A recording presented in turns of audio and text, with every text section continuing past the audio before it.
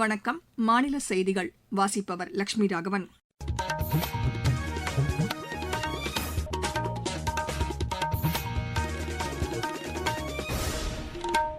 தலைப்புச் செய்திகள். தமிழ்நாடு சட்டப்பேரவைத் தேர்தலுக்கான பிரச்சாரம் இன்று மாலையுடன் நிறைவடைகிறது. தமிழகத்தில் செயல்படுத்தப்பட்டு வரும் திட்டங்களை தொடர்ந்து மேற்கொள்வதற்கு திமுக கூட்டணிக்கு மக்கள் ஆதரவு அளிக்க வேண்டும் என்று அக்கட்சியின் தலைவர் திரு மு க ஸ்டாலின் கேட்டுக் கொண்டுள்ளார். அஇஅதிமுக வெற்றி பெற்று ஆட்சி அமைத்தால் போதைப் பொருள் தடுப்பு நடவடிக்கைகளுக்கு உயர் முன்னுரிமை அளிக்கப்படும் என்று அக்கட்சியின் பொதுச் செயலாளர் திரு எடப்பாடி பழனிசாமி தெரிவித்துள்ளார். மக்களுக்கு தரமான வாழ்வாதாரத்தை உறுதி செய்வதற்கான திட்டங்கள் செயல்படுத்தப்படும் என்று நாம் தமிழர் கட்சி ஒருங்கிணைப்பாளர் திரு சீமான் கூறியுள்ளார். ஐபிஎல் கிரிக்கெட் போட்டியில் மும்பை அணி 99 ரன் வித்தியாசத்தில் குஜராத் அணியை வென்றது. இனி விரிவான செய்திகள். தமிழ்நாடு சட்டப்பேரவைத் தேர்தலுக்கான பிரச்சாரம் இன்று மாலையுடன் நிறைவடைகிறது. இதனையடுத்து பல்வேறு அரசியல் கட்சித் தலைவர்கள் தீவிர வாக்கு சேகரிப்பில் ஈடுபட்டுள்ளனர். நாளை மறுநாள் நடைபெறவுள்ள வாக்குப்பதிவிற்கு தேவையான அனைத்து ஏற்பாடுகளும் முழுவீச்சில் மேற்கொள்ளப்பட்டு வருவதாக தேர்தல் ஆணையம் தெரிவித்துள்ளது. இதனிடையே வாக்குப்பதிவு அமைதியாக நடைபெறுவதை உறுதி செய்வதற்காக வாக்குச்சாவடிகள் தோறும் நுண் பார்வையாளர்கள் நியமிக்கப்பட்டுள்ளதாக தமிழக தலைமை தேர்தல் அதிகாரி திருமதி அர்ச்சனா பட்நாயக் தெரிவித்துள்ளார். இது தொடர்பாக அவர் வெளியிட்டுள்ள செய்திக்குறிப்பில் 7000க்கும் மேற்பட்ட நுண் பார்வையாளர்கள் இப்பணியில் ஈடுபடுத்தப்பட்டுள்ளதாகவும் அவர் கூறியுள்ளார். இந்த சட்டப்பேரவைத் தேர்தல் பணியில் 136 பொது பார்வையாளர்களும் 40 காவல் பார்வையாளர்களும் 150 செலவின பார்வையாளர்களும் ஈடுபட்டுள்ளதாகவும் அவர் கூறியுள்ளார். மத்திய ஆயுதப்படையின் 300 கம்பெனிகள் பாதுகாப்பு பணியினை மேற்கொண்டுள்ளதாகவும் அவர் தெரிவித்துள்ளார். வாக்குப்பதிவு தினமான வரும் 23ஆம் தேதியன்று ஊதியத்துடன் கூடிய பொது விடுமுறை அறிவிக்கப்பட்டுள்ளதாகவும் அவர் தெரிவித்துள்ளார். வாக்காளர் பட்டியலில் 5,73,43,291 வாக்காளர்கள் இடம்பெற்றுள்ளதாகவும் அவர் கூறியுள்ளார். இதில் 2,80,30,658 ஆண் வாக்காளர்களும் 2,93,04,905 பெண் வாக்காளர்களும் இருப்பதாக அவர் தெரிவித்துள்ளார். 7,728 மூன்றாம் பாலினத்தவரும் வாக்காளர் பட்டியலில் இடம்பெற்றுள்ளதாக அவர் கூறியுள்ளார். மாநிலம் முழுவதும் 75,064 வாக்குச்சாவடிகள் அமைக்கப்பட்டிருப்பதாகவும் திருமதி அர்ச்சனா பட்நாயக் தெரிவித்துள்ளார். மத்திய மாநில அரசுகள் இணைந்து செயல்படுவதன் மூலம் தமிழகம் விரைவாக வளர்ச்சியடையும் என்று பிஜேபி மூத்த தலைவர்களில் ஒருவரும் மத்திய அமைச்சருமான சந்திரசேகர் பெம்மசானி தெரிவித்துள்ளார்.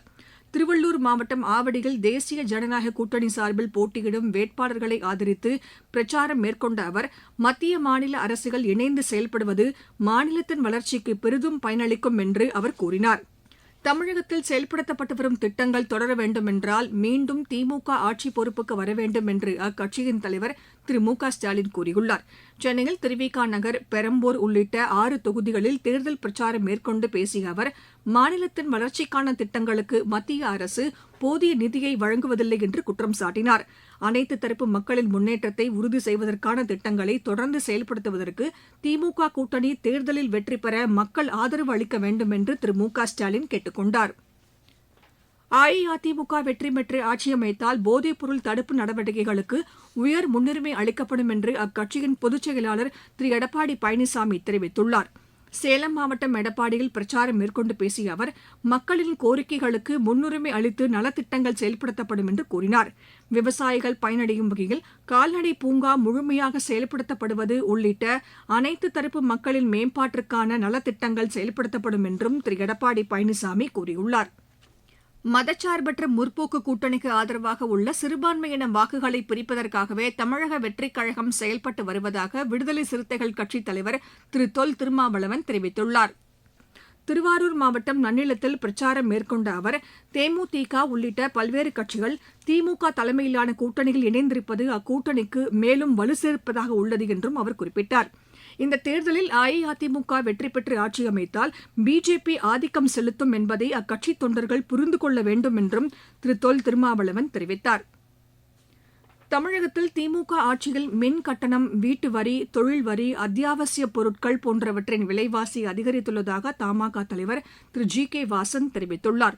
பெரம்பலூர் மாவட்டம் குன்றம் தொகுதியில் தேர்தல் பிரச்சாரம் மேற்கொண்டு பேசிய அவர் தமிழகத்தில் கொலை, கொள்ளை, பாலியல் வன்கொடுமை, போதைப் பொருள் புழக்கம் போன்ற சட்டவிரோத நடவடிக்கைகள் அதிகரித்துள்ளதாக குற்றம் சாட்டினார். மாநிலத்தின் வளர்ச்சிக்கு மத்திய அரசுடன் இணக்கமாக செயல்பட வேண்டியது அவசியம் என்றும் தமிழகத்தை வளமான மாநிலமாக மாற்றுவதற்கு அஇஅதிமுக தலைமையிலான கூட்டணிக்கு மக்கள் ஆதரவளிக்க வேண்டும் என்றும் திரு ஜி கே வாசன் கேட்டுக் கொண்டார். நீங்கள் கேட்டுக்கொண்டிருப்பது மாநில செய்தி அறிக்கை.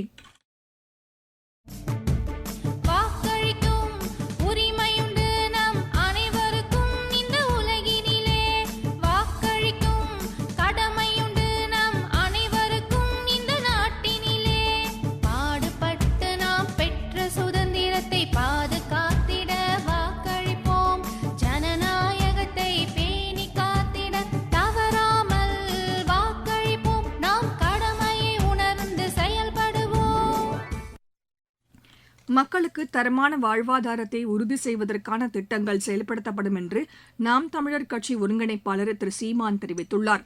காரைக்குடியில் தேர்தல் பிரச்சாரம் மேற்கொண்டு பேசிய அவர், தமது கட்சி வெற்றி பெற்று ஆட்சி அமைத்தால் தரமான கல்வி மற்றும் சுகாதார வசதிகள் அனைவருக்கும் கட்டணமின்றி கிடைக்க நடவடிக்கை எடுக்கப்படும் என்று கூறினார். தமிழகத்தில் மாற்றத்தை ஏற்படுத்துவதற்கு நாம் தமிழர் கட்சிக்கு மக்கள் வாய்ப்பளிக்க வேண்டும் என்றும் திரு சீமான் கேட்டுக் கொண்டார். தமிழகத்தை திறம்பட நிர்வகிப்பதற்கு தவேகா தலைவர் திரு விஜய் தலைமையிலான அரசு அமைவதே அவசியம் என்று அக்கட்சியின் நிர்வாகக் குழு தலைமை ஒருங்கிணைப்பாளர் திரு செங்கோட்டையன் தெரிவித்துள்ளார். ஈரோட்டில் அக்கட்சிக்கு ஆதரவாக தேர்தல் பிரச்சாரம் மேற்கொண்ட அவர், திமுக மீண்டும் ஆட்சி பொறுப்புக்கு வந்தால் சட்டம் ஒழுங்கு நிலை மேலும் மோசமடையும் என்று கூறினார். திமுகவை தோற்கடிக்க தவேகாவால் மட்டுமே முடியும் என்று திரு செங்கோட்டையன் தெரிவித்தார். நீலகிரி மாவட்டத்திற்கு உட்பட்ட வனப்பகுதிகளில் ஏற்பட்டுள்ள காட்டுத்தீ காரணமாக 350 ஏக்கருக்கும் அதிகமான பகுதிகள் பாதிக்கப்பட்டுள்ளது. காட்டுத்தீயை அணைப்பதற்கான பணிகளில் 200 பேர் ஈடுபடுத்தப்பட்டுள்ளதாக எமது செய்தியாளர் தெரிவிக்கிறார். நீலகிரி வனக்கோட்டத்துக்கு உட்பட்ட கிளன்மார்கன் வனப்பகுதியில் கடந்த சில நாட்களுக்கு முன்பு பரவிய காட்டுத்தீ சிங்காரா வரை சென்று 250 ஏக்கருக்கும் அதிகமான வனப்பகுதி பாதிக்கப்பட்டுள்ளது. இந்த நிலையில் நீலகிரி வனக்கோட்டத்துக்கு உட்பட்ட பார்சன்ஸ் வேலி வனப்பகுதியில் தீ பற்றி எரிகிறது. வனப்பகுதிக்குள் காட்டுத்தீ பரவியதால் காட்டுத்தீயை அணைக்கும் பணியில் சுமார் 200 பேர் பல்வேறு குழுக்களாக பிரிந்து ஈடுபட்டுள்ளனர். 4 நாட்களாக இரவு முழுக்க கொழுந்துவிட்டு எரிந்த நிலையில் 120 ஏக்கர் பரப்பளவிலான வனப்பகுதி எரிந்து சாம்பலானது. பொசுக்கும் வெப்பம், மூச்சை திணறடிக்கும் புகை என எதையும் பாராமல் பசுந்தாழைகளை கொண்டு தீயை அணைத்து வருகின்றனர். இதுகுறித்து வனத்துறையினர் கூறுகையில், கடும் வெப்பம் காரணமாக தீ விபத்து ஏற்பட்டிருக்கலாம். மர்ம நபர்கள் நடமாட்டம் இந்த பகுதியில் இல்லை. 90% அதிகமான தீ அணைக்கப்பட்டுவிட்டது. இன்று மாலைக்குள் தீ முழுவதுமாக அணைக்கப்பட்டுவிடும் என்றனர். உதகையிலிருந்து சரவணன். தமிழகத்தின் ஒரு சில பகுதிகளில் இன்று மழைக்கு வாய்ப்பிருப்பதாக வானிலை ஆய்வு மையம் கூறியுள்ளது.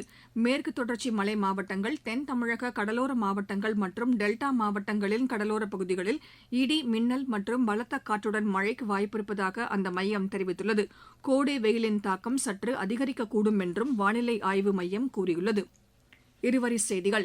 இஸ்ரேல் லெபனான் இடையேயான 2வது சுற்று அமைதி பேச்சுவார்த்தைகள் நாளை மறுநாள் வாஷிங்டனில் நடைபெறும் என்று இஸ்ரேல் உறுதி செய்துள்ளது. இந்தியா, பிரிட்டன் இடையே பாதுகாப்பு ஒத்துழைப்பை வலுப்படுத்துவது குறித்து பேச்சு நடத்துவதற்காக முப்படை தளபதி ஜெனரல் திரு அனில் சௌஹான் 3 நாள் பயணமாக பிரிட்டன் செல்கிறார். விரைவு ரயில்களில் தனித்துவ அடையாள அட்டை வைத்திருக்கும் மாற்றுத்திறனாளிகள் அவர்களுக்காக ஒதுக்கப்பட்டுள்ள முன்பதிவில்லா பெட்டிகளில் பயணிக்கலாம் என்று ரயில்வே தெளிவுபடுத்தியுள்ளது. ஆந்திர பிரதேச மாநிலத்தில் வாக்காளர் பட்டியல் சிறப்பு தீவிர திருத்தப் பணிகளை மேற்கொள்வதற்கான முன்னேற்பாட்டு பணிகள் குறித்து திருப்பதி மாவட்ட வருவாய் அதிகாரி திரு நரசிம்மலு நேற்று ஆய்வு செய்தார். திருப்பத்தூர் மாவட்டத்தில் உள்ள பதற்றமான வாக்குச்சாவடிகளுக்கு நியமனம் செய்யப்பட்டுள்ள நுண்பார்வையாளர்கள் மேற்கொள்ள வேண்டிய பணிகள் குறித்த ஆய்வுக் கூட்டம் நடைபெற்றது. நாமக்கல் மாவட்டம் திருச்செங்கோட்டில் ஒயிலாட்ட கலைஞர்கள் மற்றும் மாற்றுத்திறனாளிகள் நலத்துறை பணியாளர்கள் பங்கேற்ற தேர்தல் விழிப்புணர்வு நிகழ்ச்சி நடைபெற்றது. தென்காசி மாவட்டம் சங்கரன் கோவிலில் 1000 ஆண்டுகள் பழமை வாய்ந்த சங்கர நாராயண சுவாமி திருக்கோவிலில் சித்திரை திருவிழா வெகு விமரிசையாக தொடங்கியது. விளையாட்டுச் செய்திகள். ஐபிஎல் கிரிக்கெட் போட்டியில் மும்பை அணி 99 ரன் வித்தியாசத்தில் குஜராத் அணியை வென்றது. அகமதாபாத்தில் நேற்று நடைபெற்ற போட்டியில் முதலில் ஆடிய மும்பை அணி நிர்ணயிக்கப்பட்ட 20 ஓவரில் 5 விக்கெட் இழப்பிற்கு 199 ரன் எடுத்தது. இதனையடுத்து 200 ரன் எடுத்தால் வெற்றி என்ற இலக்குடன் ஆடிய குஜராத் அணி 15.5 ஓவரில் 100 ரன்னுக்கு ஆட்டமிழந்தது. இன்று நடைபெறும் போட்டியில் ஹைதராபாத் அணி தில்லி அணியை எதிர்கொள்கிறது. ஹைதராபாத்தில் இப்போட்டி இன்று இரவு 7:30 மணிக்கு தொடங்குகிறது. ஐஎஸ்எல் கால்பந்து போட்டியில் பஞ்சாப் 3-0 என்ற கோல் கணக்கில் இன்டர்காஷி அணியை வென்றது. மீண்டும் தலைப்புச் செய்திகள்.